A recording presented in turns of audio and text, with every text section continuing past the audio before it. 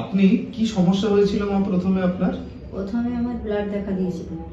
ইউরিনের সঙ্গে ব্লাড, হ্যাঁ, পেচ্ছাপের সঙ্গে। হ্যাঁ, ব্লাড দেখা দিয়েছিল। তারপরে ডাক্তারকে আমি দেখাই, ডাক্তার বললে ওকে অপারেশন করতে হবে, ওখানে সিস্ট আছে।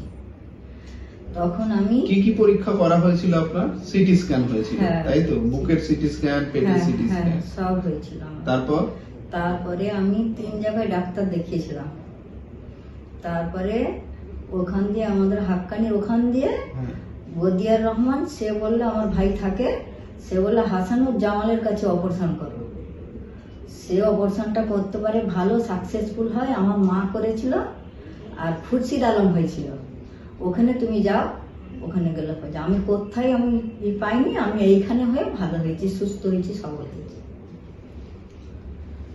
তো আমার কাছে জাহানারা দেবী এসেছিলেন একটা ইউরিনের ব্লাড এই সমস্যা নিয়ে।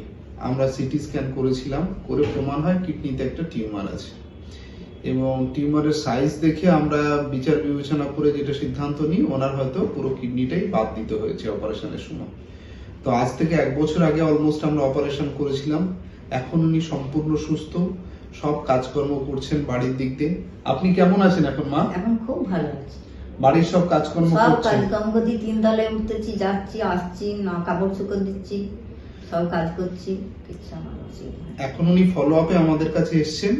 আমরা ওনার বেসিক কিছু কিডনি ফাংশন টেস্ট এবং সিটি স্ক্যান, থোরাক্স, অ্যাবডোমেন এগুলোকে করতে বলেছি।